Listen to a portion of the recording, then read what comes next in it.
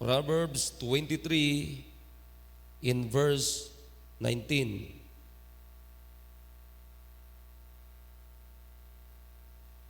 Okay, nandiyan na kayo? Okay, babasahin natin ng sabay-sabay. Verse 19, everybody read. Hear thou, my son, and be wise, and guide thine heart in the way. Yun, pag-uusapan natin itong talatang ito. Amen? Lalo na yung word na guide. Yan, pag-uusapan natin yung word na guide. Alam nyo, pag wala kang guide, you will misguided. Tama? Kung wala kang gabay, maliligaw ka. Yan. Kung wala kang gabay, maluloko ka, or pangalawa, baka ikaw rin ay instrumento sa panluloko. See? Katulad ninyong iba, karamihan sa inyo, marami na kayong nalokong mga babae. Sinasabi ko sa inyo. Hawa ko lang mga kapatid. Nainumalan ba kayo? Di ba? Maraming mga kadeteng maraming mga kadete na nanloloko ng mga kababaihan.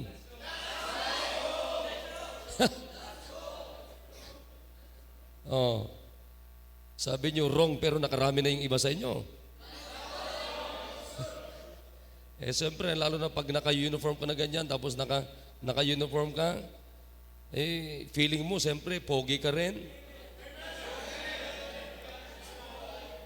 Pero hindi alam ng babae, pag tinanggal mo yung uniform mo, pangit ka rin pala.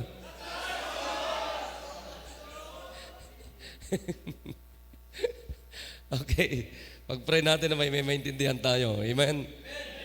Okay, let's pray. Dakilang Diyos, salamat po sa aming pag-uusapan ngayong umaga. And please, give them the wisdom to understand your words, O God, upang may mai-apply po kami sa araw-araw na buhay namin, Panginoon. In Jesus' name, Amen. Sige, pwede na kayo mo po. Mark, pakibawasan mo nga ng pakibawasan mo ng treble. Bawasan mo ng treble. Masyadong matining. Okay, so dito sa binasa natin, the book of Proverbs is the book of wisdom na tinatawag. The book of wisdom. Because the book of Proverbs was written by the most wise man ever lived on earth, King Solomon. Amen? Alam nyo, wag nyo nang tangkahin na kayo ay mas marunong kay King Solomon. Hindi nyo kaya yung ginawa ni King Solomon. Isipin nyo yung ginawa ni King Solomon. Sabi ko nga sa inyo, King Solomon experienced 700 wives and 300 concubines. See? He experienced a lot of every areas of our lives. Naranasan yun. Akalain mo, saan ka makakitang 700 na asawa at merong 300 na kabit? Sige nga, kung kaya mo yun, di mo kakayanin yun. Di ba? Isang girlfriend pa nga lang, gulong-gulo ka na di ba? Fake pa yun, yung girlfriend mo, bakla pa yun. Marami na pepeke Kaya yung sinasabi ko sa inyo mga kapatid na dapat meron tayong guide. Amen? Ngayon, now, iintindihin natin tong talatang ito. Sabi ng Bible dito, hear thou, my son. Amen? Hear thou, my son. Now, let us understand the word hear. Yung salitang hear ay hindi lamang yung nakikinig ka, kundi you must learn to hear intelligently. Amen? You must learn to hear intelligently. Ibig sabihin, inuunawa mo yung naririnig mo, at iniintindi mo yung naririnig mo, and then you will decide and be decided to obey what you hear or what you heard. Amen? Kinakailangan nandun yung decision mo na, commitment mo na, uy, narinig ko ito, narinig ko sa salita ng Diyos, narinig ko ito sa preaching ng aming simbahan, kinakailangan pakikinggan ko ito, uunawain ko ito, and then I will obey. Nakikinig. Now, sabi nga natin mga kapatid, obedience is the key of blessing. Sabi ng Biblia, if ye will obey, blessing. But if ye will not obey, cursing. Tingnan nyo dyan. Dyan na lang sa loob ng PMA. Kayo mga kadete. Ilan na yung na-discharge? Bakit? Karamihan dyan hindi sumunod. Ilan na yung na-turn back dyan? Karamihan dyan hindi sumunod. Meron na ngang rules pero hindi sumusunod. Katulad natin, ano yung rules natin bilang mga Kristiyano? The Bible. The Bible. Amen? This is our rules. This is our authority every day in our lives. Kaya makita nyo, linggo-linggo, meron kayong pagkakataon na pumunta dito sa bahay sambahan ng Panginoon. Bakit? Para makapakinig ng salita ng Diyos. And then look at the first two words. Next two words. Ano nakalagay dyan? My. Tingnan yung Bible nyo. Ano nakalagay dyan? My son. Alright. Okay? Nakuha nyo ba yan? Sino yung nagsasalita, mga kapatid? The Father.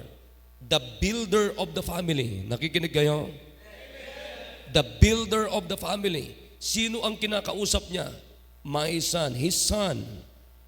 Okay, nakikinig? Anong sabi niya sa kanyang anak? Hear thou. Hear thou, my son. Again, who is the one addressing? The builder of the family. Nakikinig? Ina-address niya yung builder ng kanyang anak. At ang sabi niya sa kanya, hear thou, my son, and be wise. And be wise. It means to be wise in mind or act. To be wise in mind or act. Alam nyo, pagka meron kang matalinong pag-iisip, meron kang matalinong pag-uugali. Pero pag meron kang mangmang na pag-iisip, magkakaroon ka rin ng mangmang na pag-uugali. Now, let's go to Proverbs chapter 1. Sige, buksan niyo yung mga Bibles ninyo. Proverbs chapter 1. Tignan niyo ito, ang gaganda ng sinasabi dito. Anong sabi ng Bible diyan? Proverbs chapter 1. Ano nakalagay dito? To know, verse number 2 tayo. To know wisdom and instruction, to perceive the words of understanding, to receive the instruction of wisdom, justice and judgment and equity, to give subtlety to the simple, to the young man knowledge and discretion. Tignan niyo, verse number 5. A wise man will hear. A wise man will hear, and will increase learning, and a man of understanding shall attain unto wise counsels. Amen. Shall attain unto wise counsels. So tandaan nyo ito, ang pinaka-wise na counsel na naririnig nyo mga kapatid is the counsel of the Word of God. The best wisdom that you hear and heard, it must be the wisdom of the Bible. Kaya napakapalad ninyo. Alam nyo, sa lahat ng mga kadete, ilan ang strength nyo dyan? Almost 1,000. Tama? Tama ba yon? Pero, ilan lang yung pumupunta dito?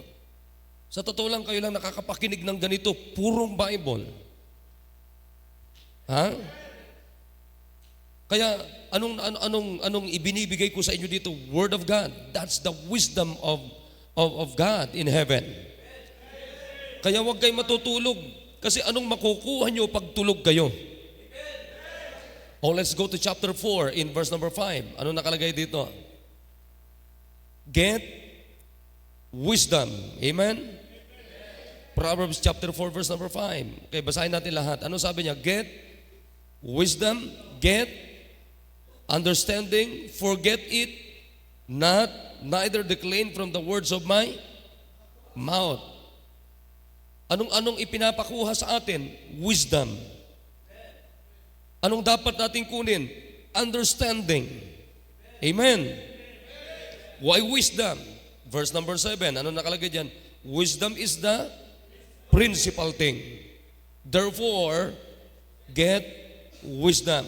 With all thy getting, get understanding. Yun. Bakit anong gagawin sa atin ng wisdom?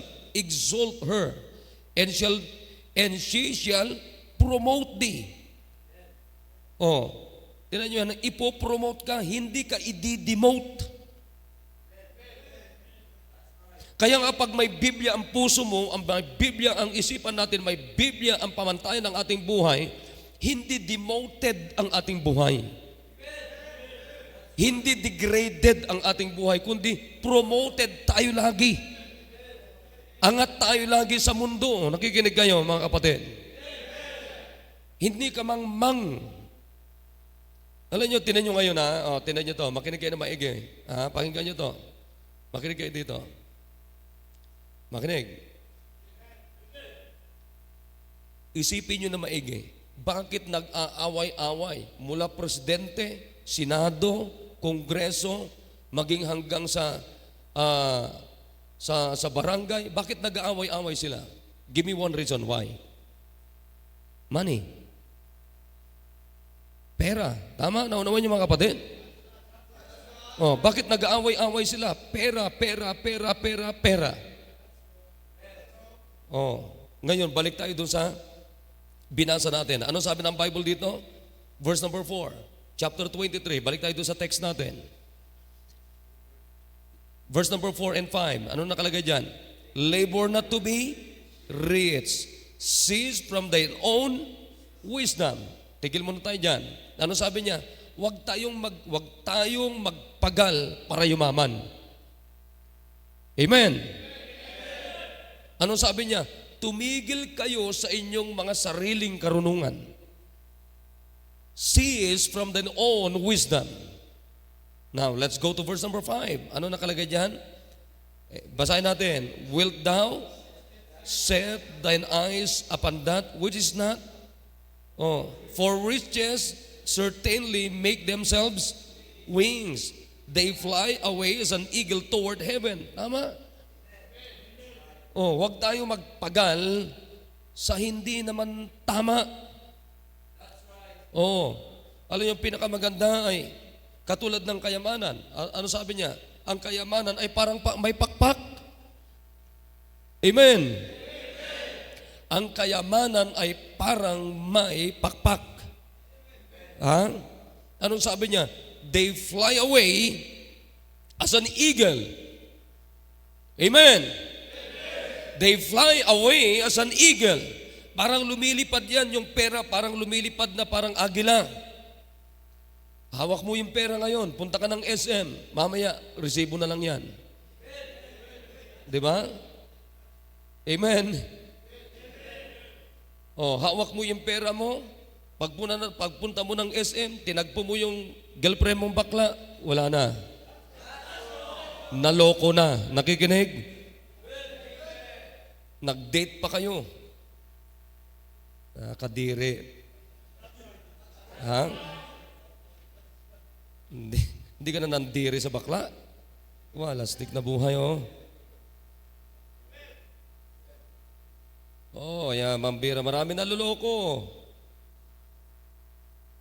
Baka naman may kasama tayong bakla dito. At pag nakakita ng pogi, lumalabas yung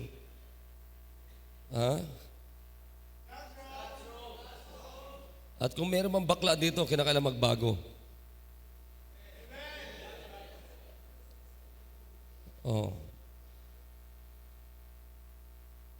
Nung panahon namin, 1990s, 1980s, bilang pa sa daliri ang bakla. Ngayon, halos pumantay na ang bakla sa lalaki.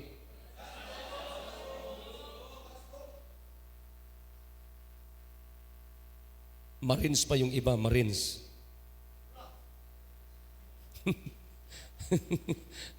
Paura-ura eh. Bakla pala. Ha? Tapos yung iba nag-ranger pa.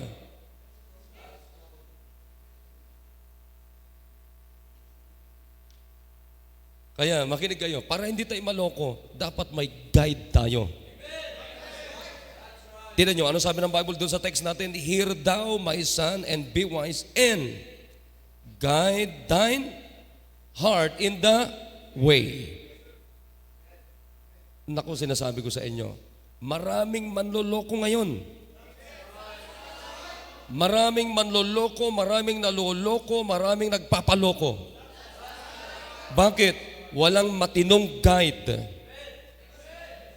Parang sa platoon, di ba? Pagka mali yung guide, mali ang buong platoon. Mali yung guide ng company, buong company, mali yan. Mali yung guide ng batalyon, buong batalyon yan, delikado yan, disgrasya. Mali yung guide mo sa buhay mo, mali na yan, buo yan. Kaya kailangan natin ng guide.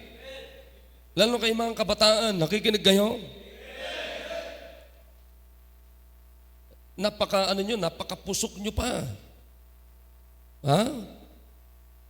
Yung sinasabi nyo na, curiosity lang, pastor, curiosity. That's foolishness. Amen? Gusto ko lang naman maranasan, pastor, to kasi ang ganda niya eh.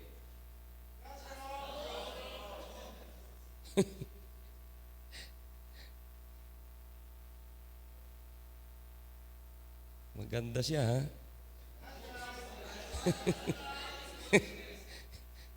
Yung pala parehas kayo.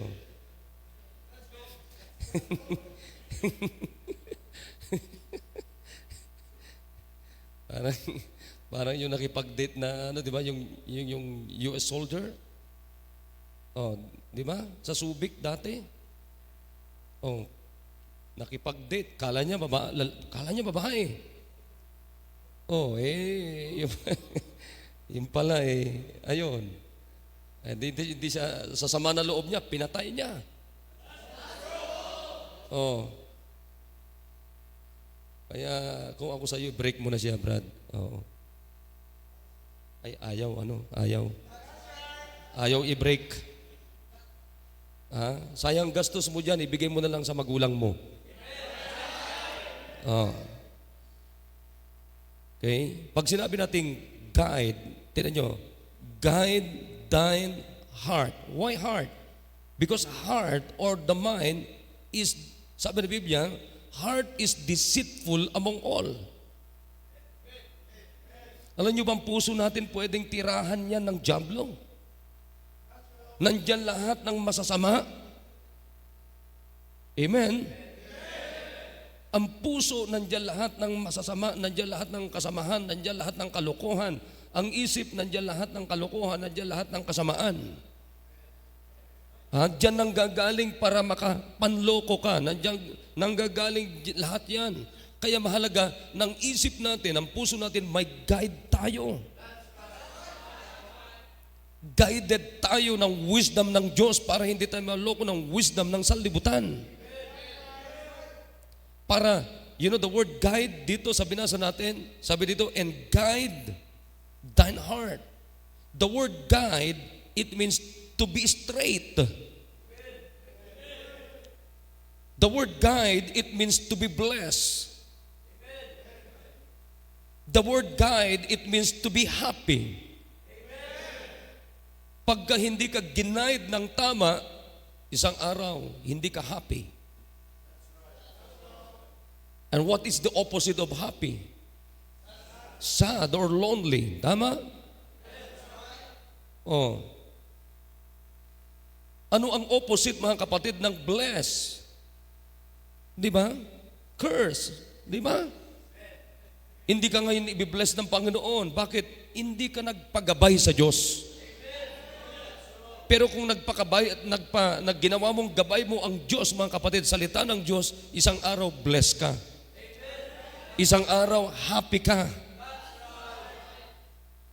Sabi mo na, it's an old saying. Ano yung old saying na narinig natin lagi? Sinasabi natin lagi, walang pagsisisi sa dulo, kundi ang pagsisisi nasa unahan. Magsisi ka man sa dulo, biktima ka na.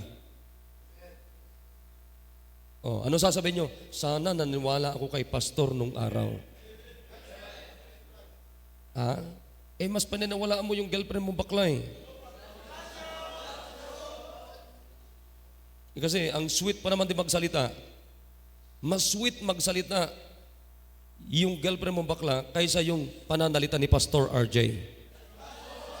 Tama? Si Pastor RJ nga, pasigaw-sigaw eh. Ito, ay napaka-sweet to eh. Sige. Ha? Alam niyo mga kapatid, makinig kayo.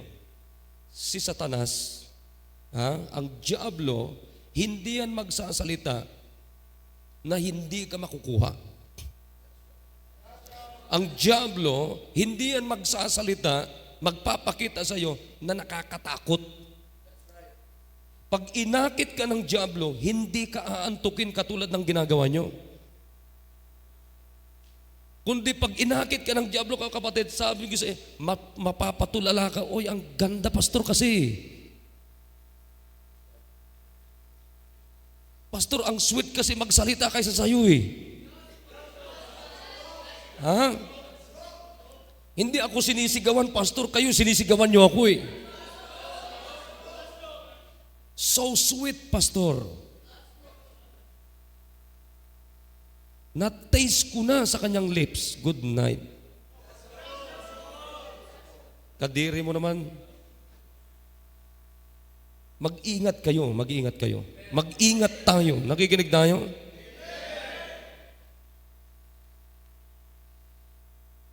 Pag hindi ka nag-ingat, basta lang maniniwala ka, isang araw, tulala ka sa sulok.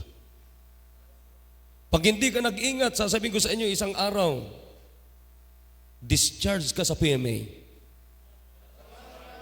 Pag hindi ka nag-ingat, pag wala kang guide na tama, isang araw, discharge ka bilang kadete. O tinan mo yung mga nag-haze. Nasaan sila ngayon? Kulong habang buhay. O, nakikinig? Alright, number 1. 3 punto lang. 3 points lang. Number 1, direct aright the thoughts of thy heart, for right thoughts lead to right actions. Okay, nakikinig mga kapatid? Direct aright the thoughts of thy heart, for right thoughts lead to right actions. Alam mo, pag tama ang isip mo, tama ang puso mo, tama ang gagawin mo. Pag mali ang isip mo, hindi ka guided ng salita ng Diyos, ang isip mo, ang puso mo, mali ang direksyon mo, mali ang gagawin mo. Disgrasya ka. Amen? Pangalawa, mabilis lang tayo. Guide thine heart in the way, guide thine heart in the way, in distinction to many wrong paths of life. Ulitin ko. Guide thine heart in the way, in distinction to many wrong paths of life. Napakinggan nyo na maigi ito. Pinakamaganda, kakaiba tayo sa paggawa ng tama. Hindi yung kakaiba ka sa paggawa ng mali. Nakuha nyo? Sapagkat mas maraming gumagawa ng mali. Mas marami. Mas maraming nandoon sa tinatawag na wrong way, wrong paths. Anong ibig sabihin yung way dyan? Tingnan nyo dyan ha. Ano sabi dyan? Hear thou, my son, and be wise, and guide thine heart in the way. The word way, it means a course of life. A course of life or mode of life. A manner of life. Your journey. Nakikinig? Na may I ask you a question. How is your journey in your cadet's life? How is your journey as a cadet? Di ba? Nakikinig kayo mga kapatid? Bilang kadete, 4 na taong kayo dyan. Or ilan man ang gusto nyo. Yung iba sa inyo, iba sa inyo, 6. Di ba? Mahal na mahal yung PMA. O, ayaw nyo mag-graduate. Naging mista mo lahat. Ha? Grabe naman yan. Ha? Now, pakinggan nyo na may gito. Sinasabi ko sa inyo.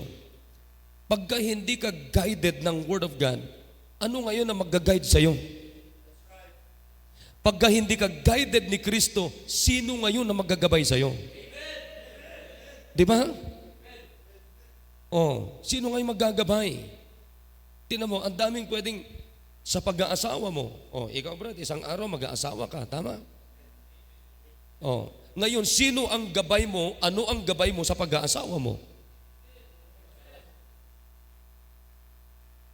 Ngayon, nasa karir kayo ng military career. Sino ngayon ang gabay nyo at ano ngayon ang gabay nyo sa pagiging military ninyo? O habang nag-aaral kayo dyan sa PMA, sino at ano ang gabay ninyo sa pag-aaral ninyo? Now, isipin nyo ito maigi. Huwag lang kayo patulog-tulog dito.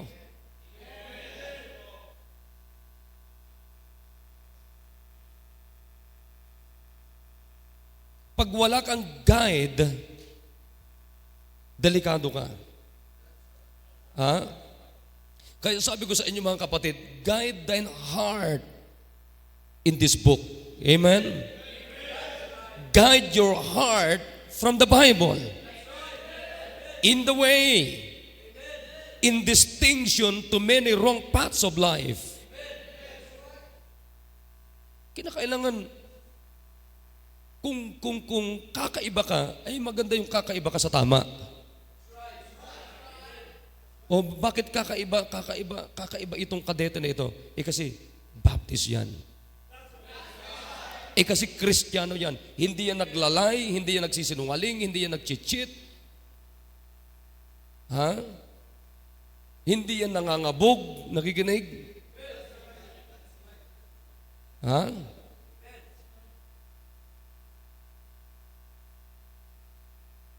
Anong ginagawa niyan? Ay nagsishare ng Bible yan. Yun ang pinakamaganda. Ha? Kaya nga dapat matuto kayo mag-soul winning. Kakaiba to. Sino yung mga kadete na may mga atraso? Pinupuntahan niya, wini-win niya sa Panginoon. Sinishare niya ng Bible. At isang araw, pakinggan niyo, yan ang magandang distinction na dapat meron kayo. Anong distinction nyo dapat as a Baptist? The Bible. Sino dapat ang distinction nyo bilang Baptist? Jesus Christ. Not the devil. Anong manners ang buhay nyo na kakaiba sa lahat ng mga kadete? You're not lying, you're not cheating.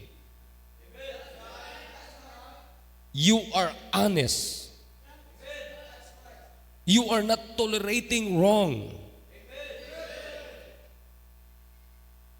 Para sa iyo, what is right and what is wrong is wrong.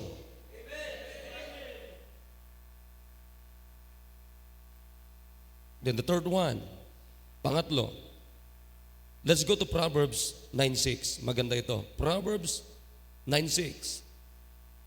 Maganda to. Ano sabi ng Bible diyan? Forsake the foolish and live, and go in the way of understanding. Amen? Dapat matuto kayong matuto kayong itaboy, itanggi yung kamangmangan. Matuto kayong tumanggi ng kalokohan. Matuto kayong tumanggi ng kasinungalingan. Learn to forsake foolishness and go in the way of understanding. Tingnan niyo to, dapat matuto tayong tumanggi sa mali, sumang-ayon sa tama. Huwag niyong babaliktarin yon. Ulitin natin. Matuto tayong sumang-ayon sa tama, tumanggi sa mali. Huwag kayong sumasang-ayon sa mali,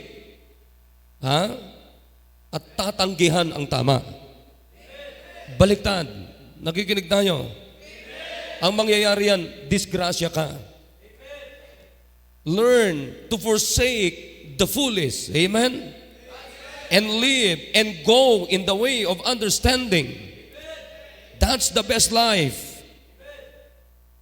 Sasabihin ko sa inyo, hindi naman ako nagsasalita dito na ano lang. I'm 52 years old, going to 52. Parang mga anak ko na kayo dito. Hindi ako nagsasalita, mga kapatid, na parang wala lang. Marami na rin ako naranasan sa buhay. Kaya dapat matuto kayo sa ganyang edad ninyo, makinig kayo, matuto kayong tumanggi sa mali, sumang-ayon sa tama.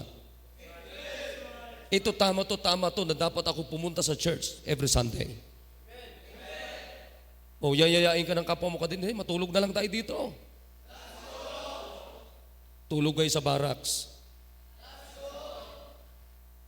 Di mas maganda, hindi. Doon tayo, magsimba tayo kasi doon din, nakakatulog din tayo eh.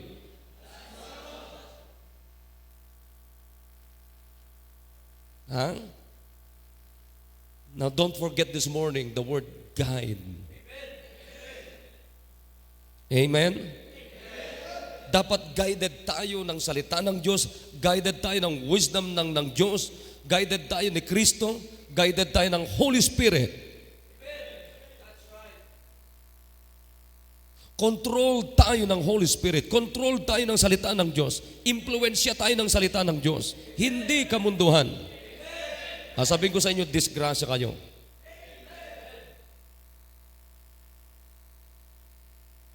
Lalong-lalo na,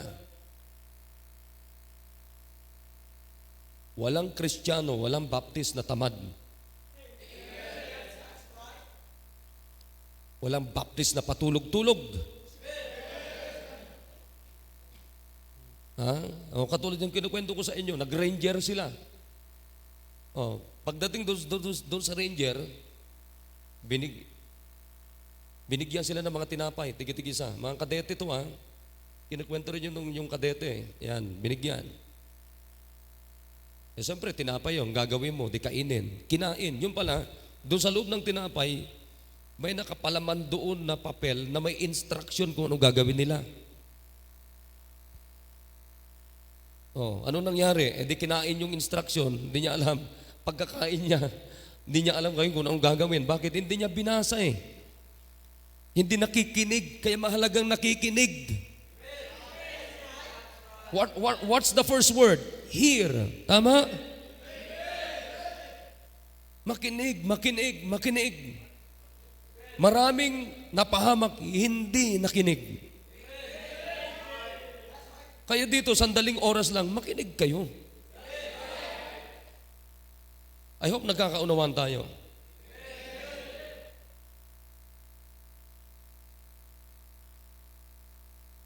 Napakaganda yung buhay ninyo. Sa inyong murang edad, nagsisimula kayo sa serbisyo, may guide na kayo nito.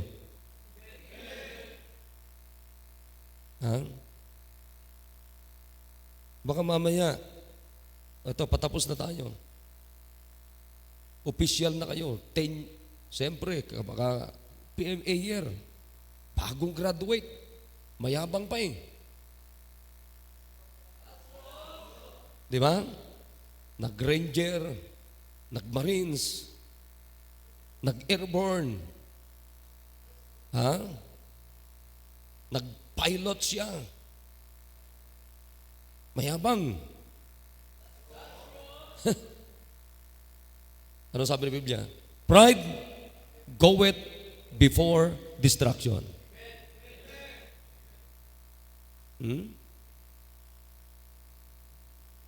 Mahirap magyabang.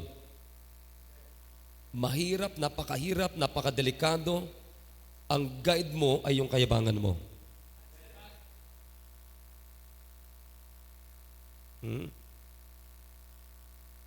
I hope nagkakaunawaan tayo. So, anong guide natin? Word of God. Ha? Kaya itong narinig nyo ngayong umaga, yan na naman yung guide nyo the whole 7 days a week. O, magkita-kita na naman tayo. Kaya alam nyo, maganda gawin yung invite nyo pa yung iba. Amen? Wala silang naririnig na ganito. Ha? Anong naririnig nila? Tunog lang ng gitara. Anong naririnig nila?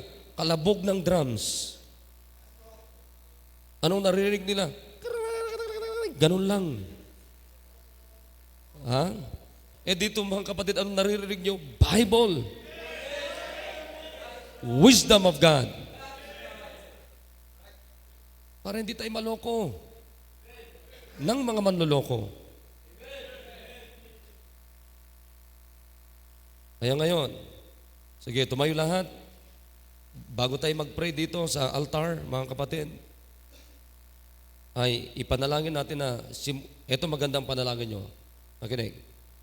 Panginoon, simula ngayon, ikaw ang gagawing guide ko sa buhay ko. Simula ngayon, Panginoon, ikaw ang salita mo ang gagawin kong guide sa buhay ko. Kaya nakikinig kayo mga kapatid? Yan ang pinakamaganda. Sapagkat ngayon, sasabihin ko sa inyo,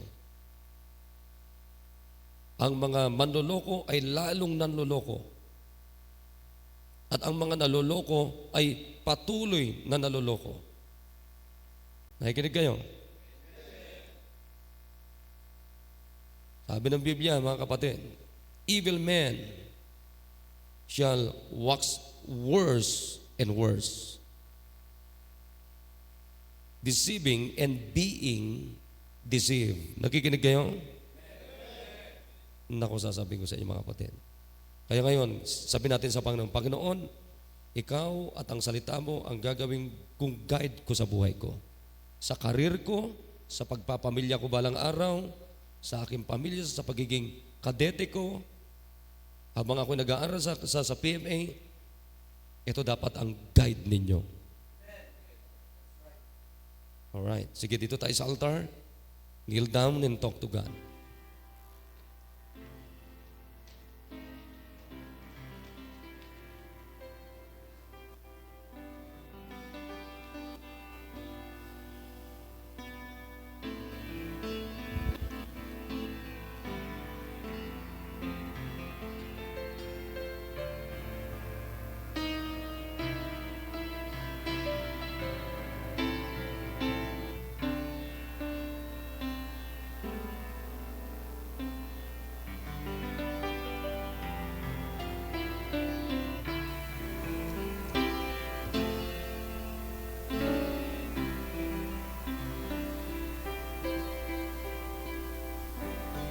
You pray. Everybody pray.